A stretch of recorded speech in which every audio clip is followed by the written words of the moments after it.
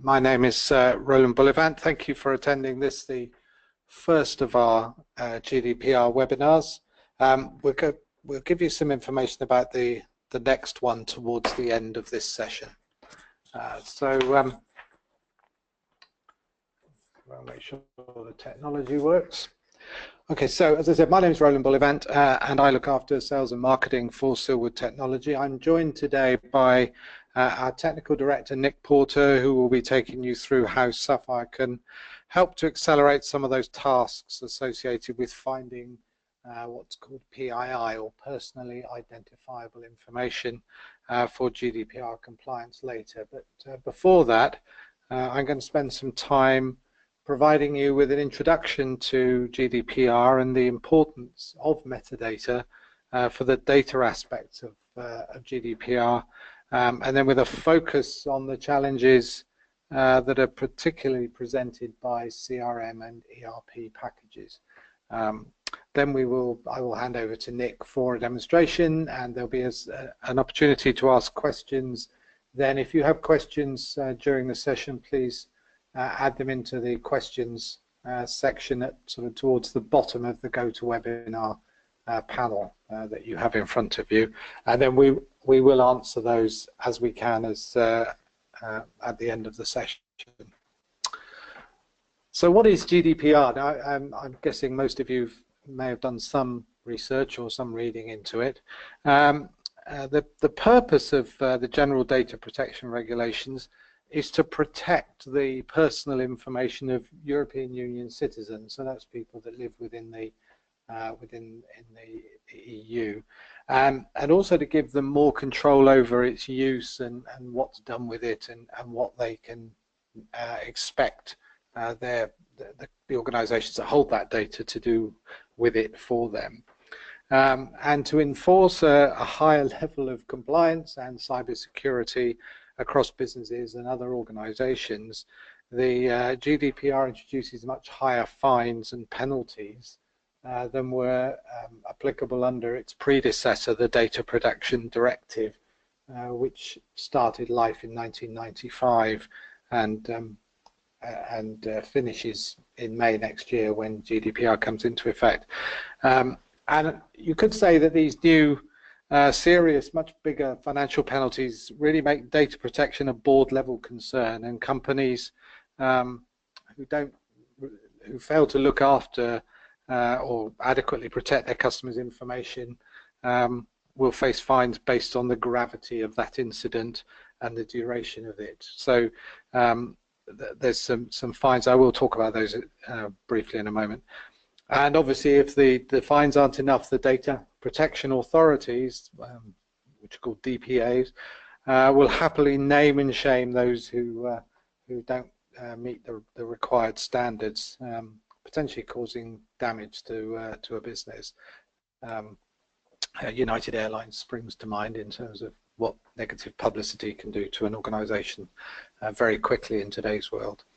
So who does the GDPR affect? Well, it not only applies to organisations who are located within the EU, but it also applies to organisations located outside of the European Union if they offer goods or services to, or they monitor the behaviour of citizens of European Union countries.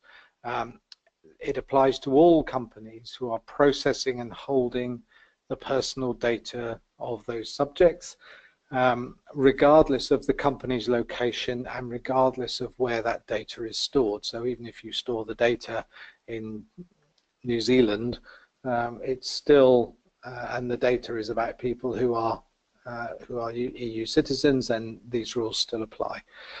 It's important as well for any UK organisations on the call. Leaving the EU makes no difference to our need as UK organisations to be compliant if they store, if you store or process personal data about EU citizens. There will be, or there are likely to be, some added complexities over the topic of extraterritoriality. I'm not going to go into that in a huge amount of detail, but that may that may raise its head at some point. And the European Union and US Safe Harbor Agreement, which used to be in place to sort of help us with data privacy and data security and protection between the European Union and the US, was invalidated. I think it was October or around that time last year. But there are some negotiations going on for Safe Harbor 2.0, I understand. So look forward to that, no doubt. I mentioned earlier penalties for non-compliance. Organizations can be fined up to 4% of annual global turnover for breaching the rules, or a total of 20 million euros, I'm guessing, whichever is the greater. So that's a significant amount of money. That's the maximum fine, and obviously there will be a tiered approach to fines. So, for example, you could be fined 2% for not having your records in order, or not notifying the supervising authority and the subject, so the citizens themselves, about a breach, or if you don't conduct appropriate impact assessment. And these rules apply both to the controllers, so those are the data controllers, I'll talk about them later, and processes, which also means that having information in the cloud is also covered by this. So it's not just information that's stored on machines on premise; it's also cloud. The GDPR, as I said, offers more protection to EU citizens, and it's a fundamental change in the way that data is considered. So previously, companies owned, if you like, the data that they collected from individuals. However, now GDPR ensures that any data that can personally identify an individual always belongs to that individual. So as you can see, that's a fundamental difference. And companies are therefore really now taking on the role of custodians of data, and as a result are becoming more responsible for ensuring that records of customer data in all formats are unified and protected and safe as far as possible from potential breach. And if there is a breach under the new rules, organizations must notify the relevant authorities as well as the individuals affected within 72 hours of that breach. Now that's a very short time window. However, it's designed to encourage businesses to put in place the right processes and procedures to protect that individual data that they hold. And individuals have a number of rights. They have the right to be informed of data breaches. They have the right to of access to information. They have the right of rectification. So if an organisation has a mistake, has some inaccurate data, that should be put right. They have the right to have their data removed, to have it restricted, the right to have data portability, to be able to move data. So there's a various number of rights and that EU citizens are given now under these GDPR regulations. So I talked a little bit earlier about a data controller. So the data controller is a department or a person within an organization whose role it is to demonstrate that that organization is compliant with the regulations, to be able to provide documentation and other evidence that they are complying and how they're complying. They must be able to perform a data protection impact assessment, and also to implement a data protection procedure, or implement data protection procedures. And also they are responsible for notification of breaches to the Data Protection Authority.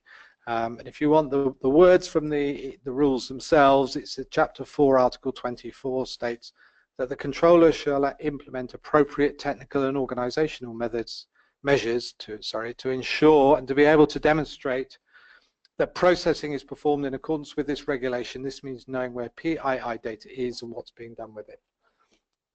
The data processor is that part that implements the technical and organizational measures to protect private data, and is what's actually storing and using the information.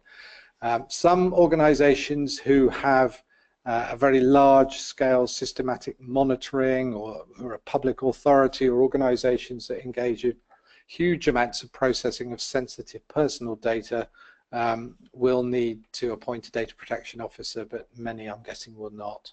And one of the things that I think organizations are going to have to do is really to perform a data audit. And this is really looking at, in order to start being able to understand where they are in terms of compliance and what they need to do, what else they need to do, it's important that you perform a data audit to enable yourselves to begin that process of compliance. So if you don't know where data is held, or what data is held, or where it is, or what you're doing with it, then it's difficult to demonstrate how you can be compliant.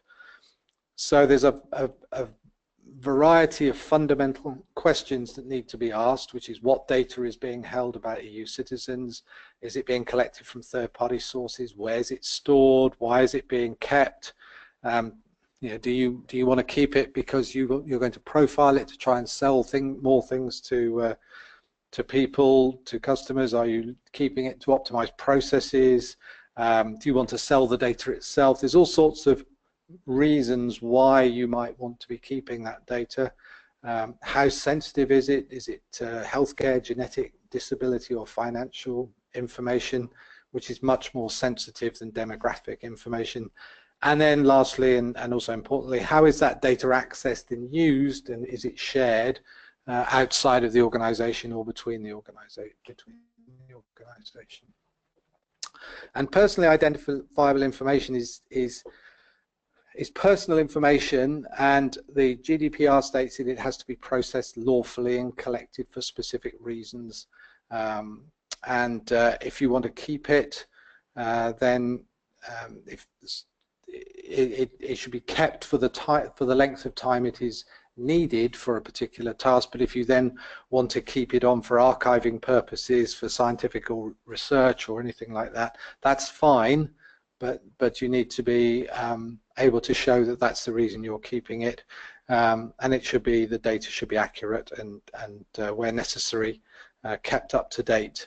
And if it's also important that if personal data is inaccurate, then that data should be erased, or it should be rectified as soon as possible. In terms of if you're moving data around as well, there may be reasons why you would want to mask the data if you're needing to use it for additional purposes, to anonymize it. So as well as all those, there's a requirement to keep that data safe and secure, and to ensure that any breaches are notified. And just a few examples of personally identifiable information. Obviously, there's some that are pretty standard here: name, gender, date of birth, marital status, address. But what's interesting is medical data is also included: photographs, obviously phone numbers, but IP addresses. So you know, if you're being tracked on a website via your IP address, then that counts as PII information.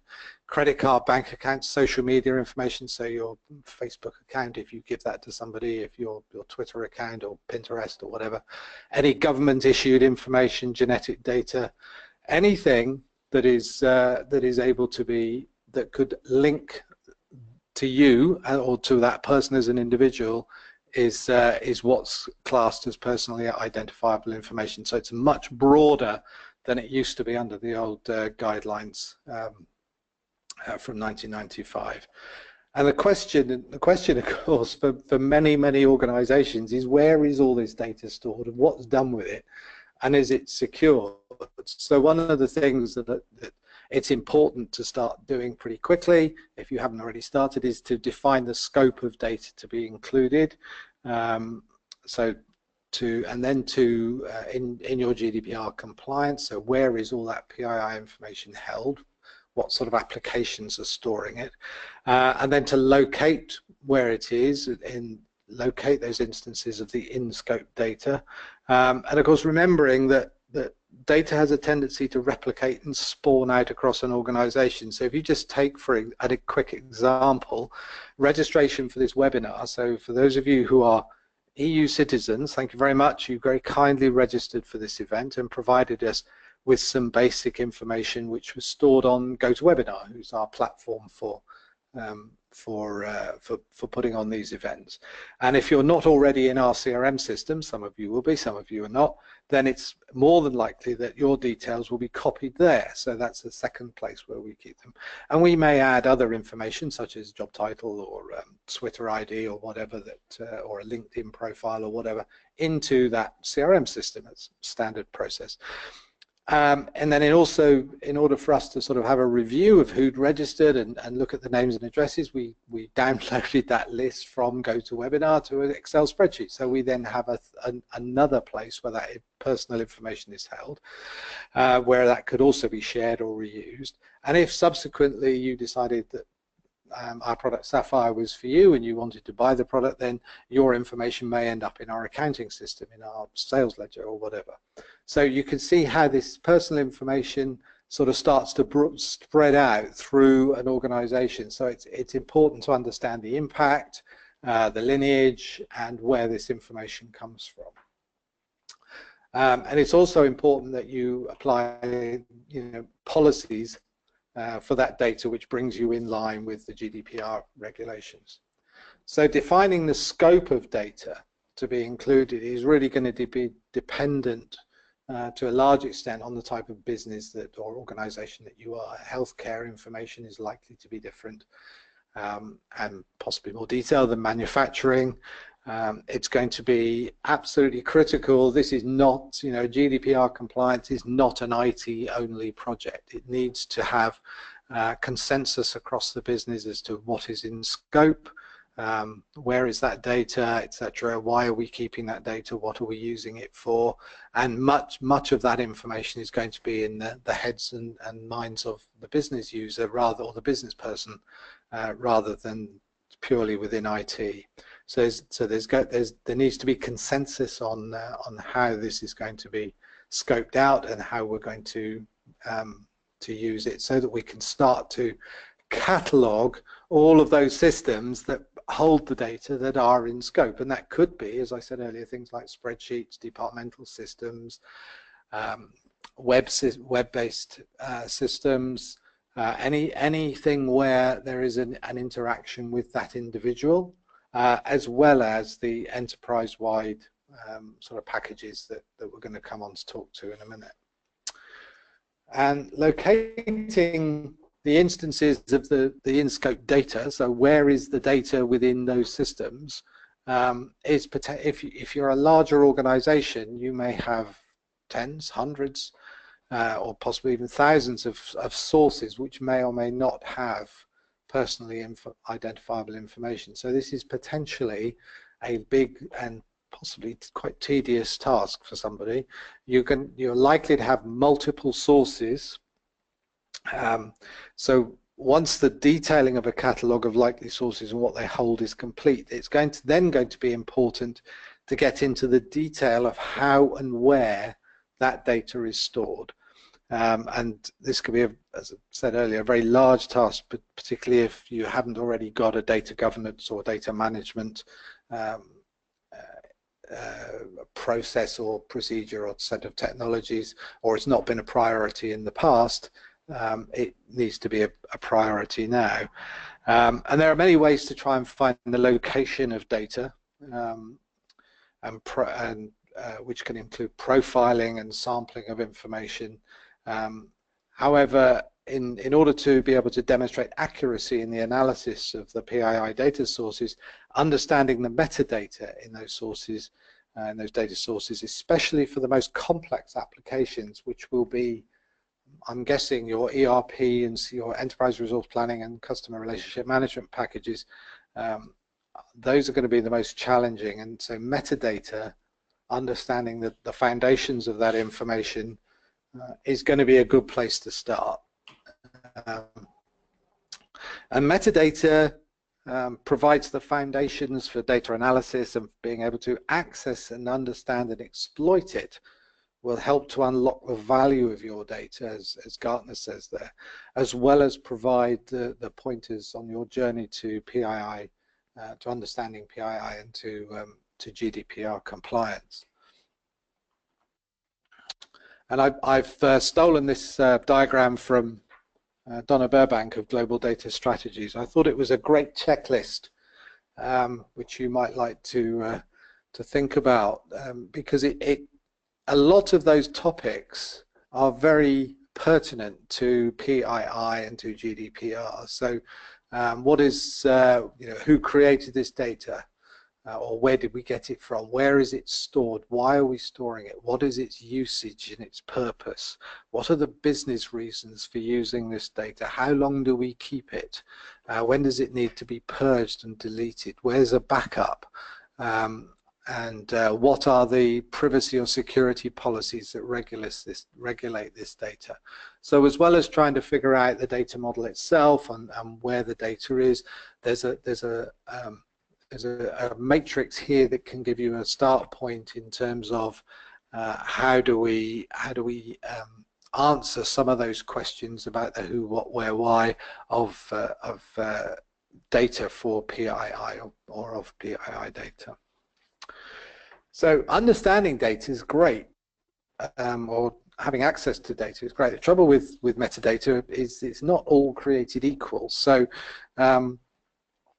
some applications, some sources of information give up their metadata very easily, very readily.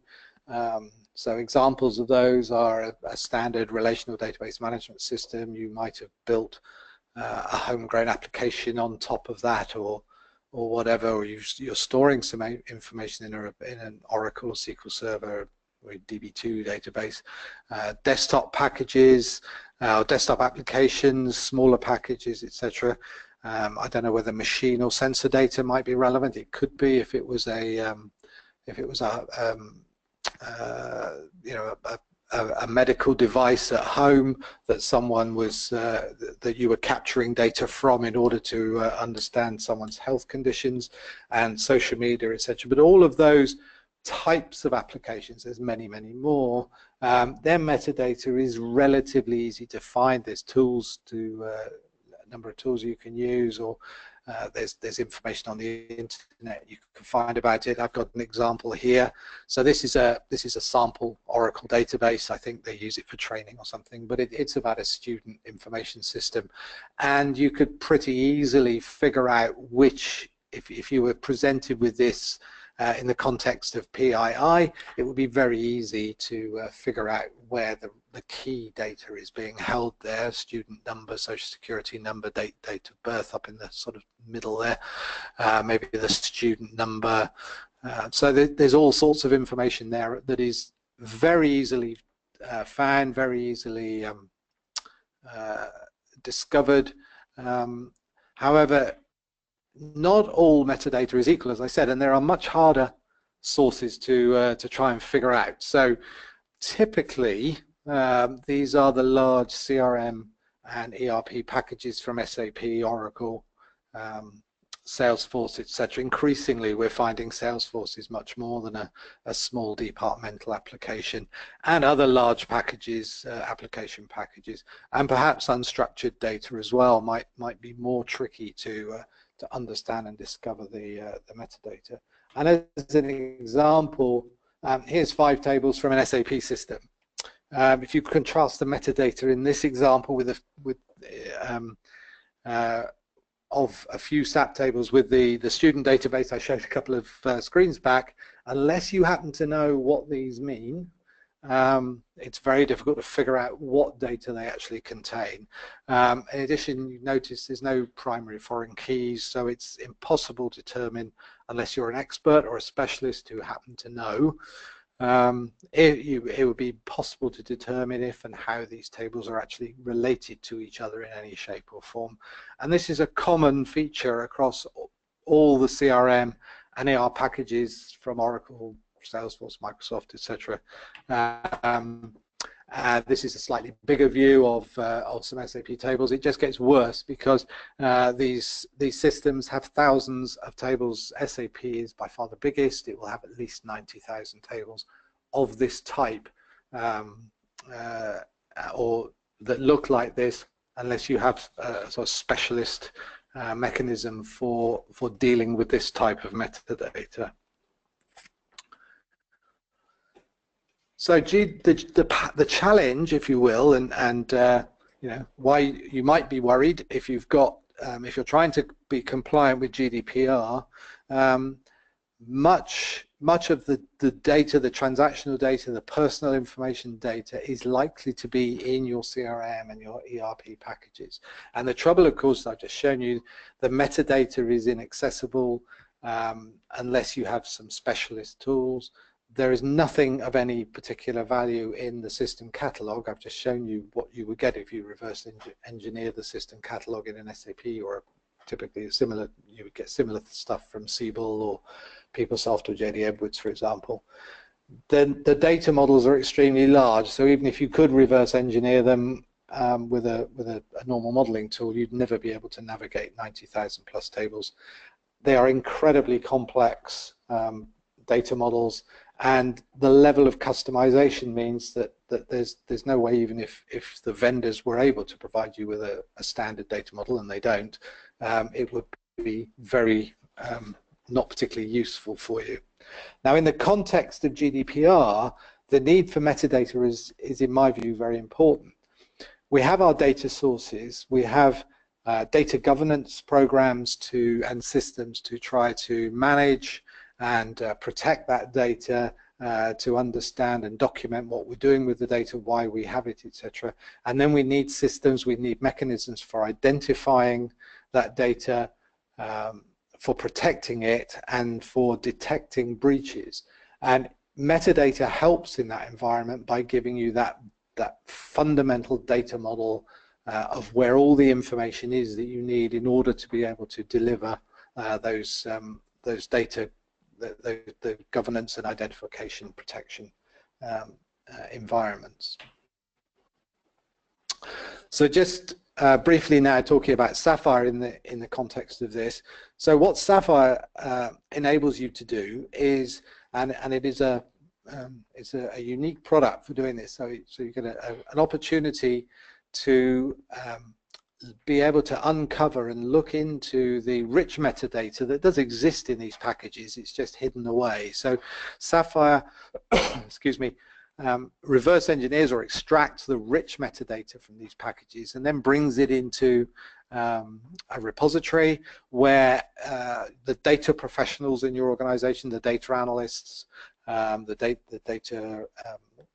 data architects, the people that are likely to be involved in delivering the nuts and bolts of the compliance, are able to then navigate and search and find and analyze that metadata to find the relatively lower or small number of tables that make up I don't know, the information about customer, about the information about partner or employee or whatever it is, to find those discrete pieces of personally identifiable information, and then to use those and to make them usable with those other data governance, data identification, etc. tools that you may be using, or modeling tools, or whatever it is you're doing, data cataloging, data archiving, metadata management tools that you're using to provision those solutions with this rich metadata as needed. It works with the system as implemented, so it's pulling the metadata from your system. It's not a reference model. It's always what you have, including your customizations. It also gives you the ability to visualize the results, so you can check to see what they look like before you export them out elsewhere. And we have a comparison capability. So if, for example, you had 2 or 3 instances of Salesforce or SAP or JD Edwards or Siebel, and you wanted to see the differences between those for those components that are relevant to PII, that's a very, very straightforward and simple task to do. So that's Sapphire. Nick is going to show you that product in a minute. So we, what we decided to do was we would show you the, we would do a demonstration using SAP. That typically we're going to show you an alternative to the sort of very manual effort that most people go through trying to find tables and related tables in SAP. We're going to show you how Sapphire does that much more quickly to be able to scope down and locate a few tables relevant to a particular PII topic. So we're going to cut through that complexity, or we're going to make use of that complexity within Sapphire and go beyond the sort of cryptic naming conventions and be able to bring in, incorporate customizations in any results that come through. So that's what we're going to show you, and then we're going to show you how that information, once you've done your scoping and you've found the relevant tables, we're then going to show that how you can export that and share that with other applications, other systems that you might be using for GDPR. So I'm going to hand over to Nick now, who is going to he's going to take over and demonstrate the product.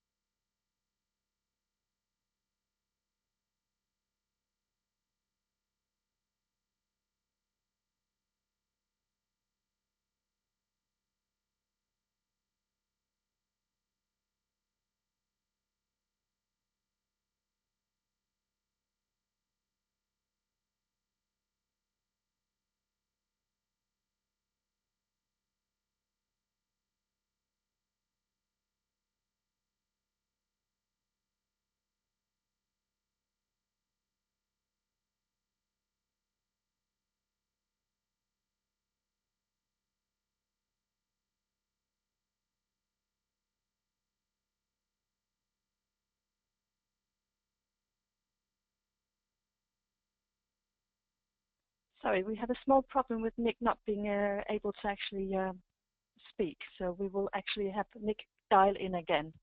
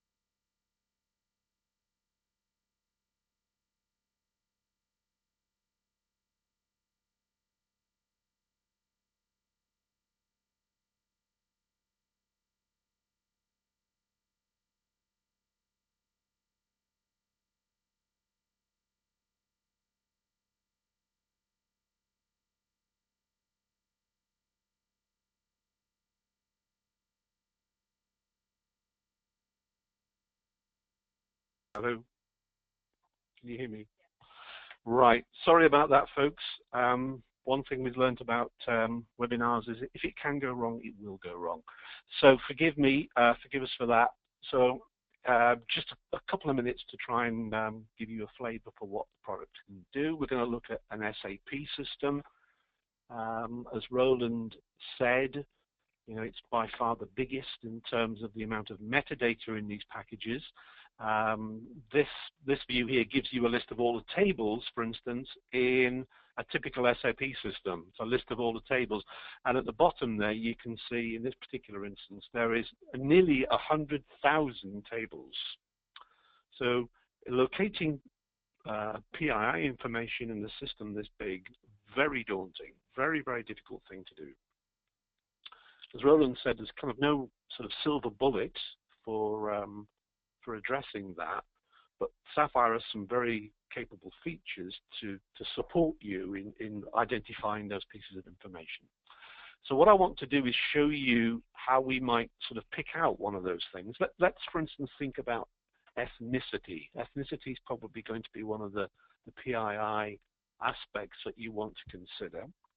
So what we want to do, we want to try and find any of the fields that have got ethnicity, storing ethnicity. So we're going to look at it from a metadata perspective. And what this screen allows us to do is to look for any fields in any of the tables in this particular system that have got ethnicity in their description, if I could spell. So maybe I will put in ethnicity, but then, you know, it may be that it's called ethnic origin or something like that. So in some ways, to try and make the search as generic as possible, so we'll do a search for just on anything with ethnic in the title. What that will do is then do a search across all of those 98,000 tables, 98,000 plus tables, looking for any field that includes the string ethnic somewhere in its title. And that comes back with 38. So we've reduced the number of SAP tables down from 98,000 down to 38 that have got ethnic somewhere in the description. Kind of Roland talked about the fact that you've got this kind of horrible cryptic name. This is the name you would have to deal with if you looked in the database. And then this gives us some idea about the actual data. For instance, there is a table called ethnic origin. That's probably a list of lookup values, static values for ethnic origin. And there's some other ones there which we're going to look at in just a second. There's some master data records here about personal information I can see. And one of the other aspects we have is that we also store or we extract the amount of data in each table. So you can see over at this side a row count.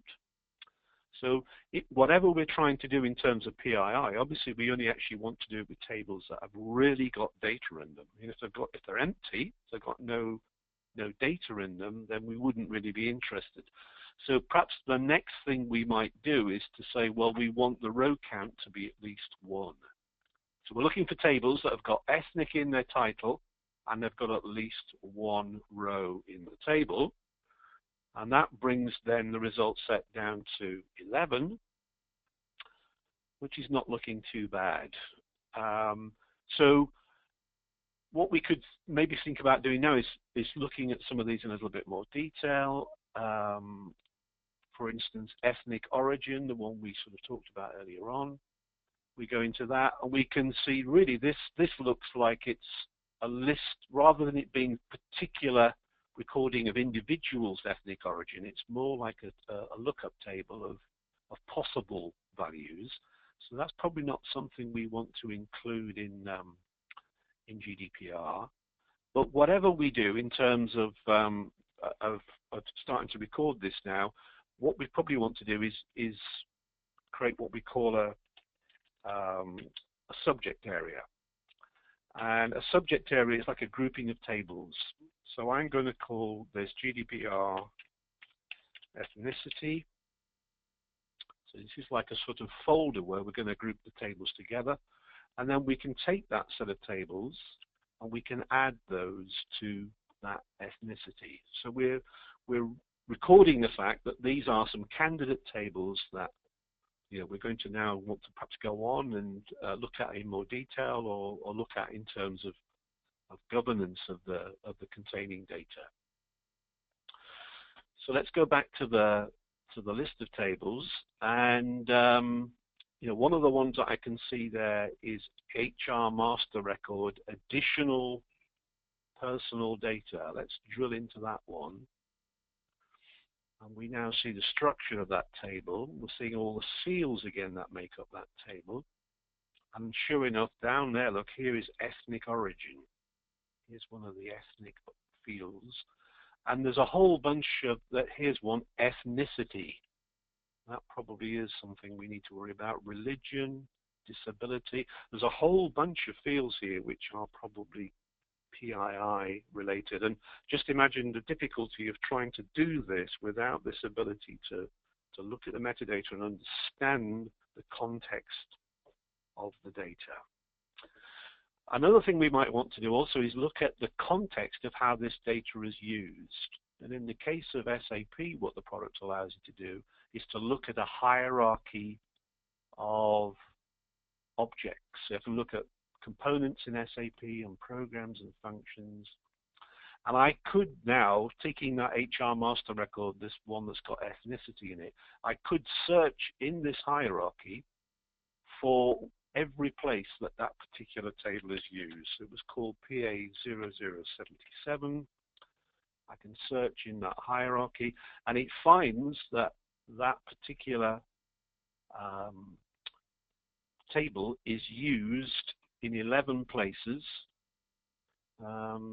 Obviously, depending upon where we are, some of these won't be relevant. I can see, for instance, down here, some of them, this gives you a path as to where that piece of information is used. Some are India specific. Here's one which is Canadian specific. We probably have some Canadian listeners on the call. So if I double click on that one, it will position me in the hierarchy where that particular table lives. So I can see now that this particular piece of information is used by a program in SAP, Employment Equity Act.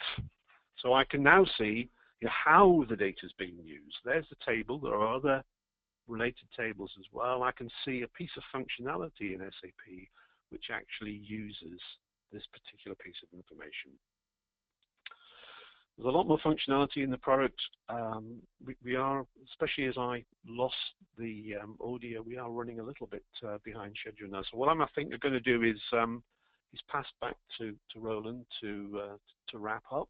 And if anybody wants to see more of the features of the product, then we'd be very happy to organize a one-to-one session. Thank you very much.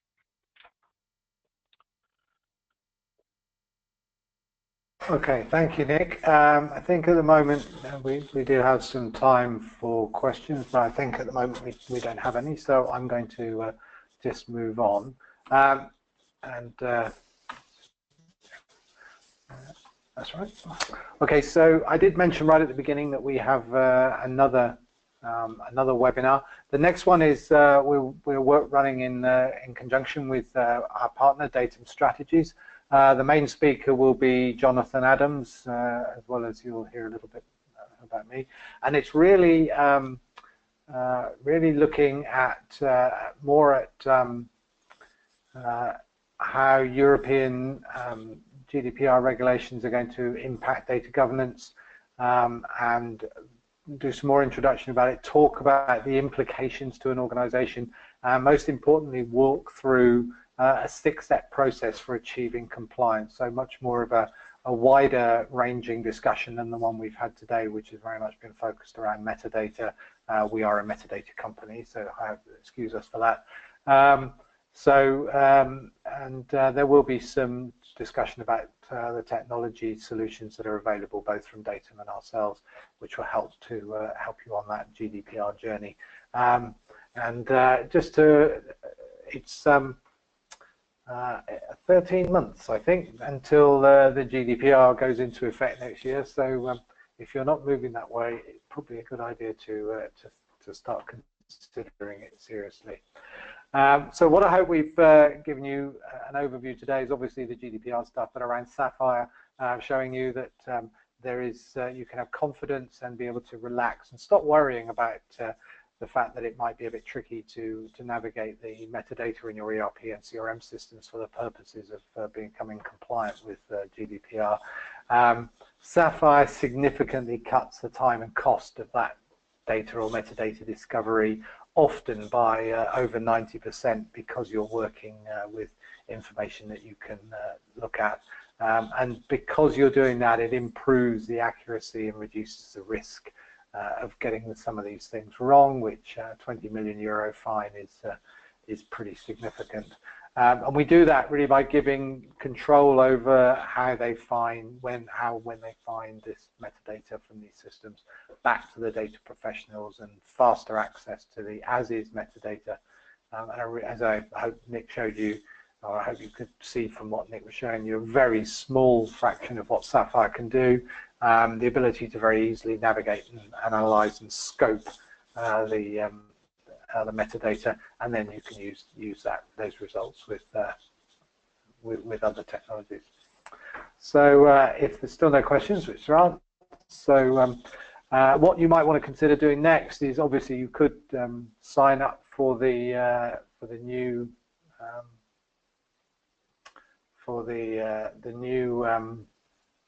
the next webinar, and I've just put the everybody. I've just put the, hopefully, I think I've just sent that to everybody as the link. Yeah. So there is a link to the new audit, to that webinar that you can sign up for. Just use that link in the chat box. Otherwise, if you'd like to sign up for a workshop just for yourselves to talk about your own CRM and ERP packages with us, you can do that through our website, or there's a request a call button, as it were, or request a meeting button on the website. We'd be more than happy to organise a one-to-one demonstration with you as well, if that would be helpful. And finally, you can download a free trial version of Sapphire from the website as well. That comes with full metadata repositories, obviously not your own. That's a bit of our magic sauce, but you can get to grips with how the product works, and then talk to us about connecting it to your own system for a quick trial if necessary. So otherwise, I would just like to say thank you very much to you all for attending, and hopefully we'll see you again soon, or hear from you soon. Thanks very much indeed.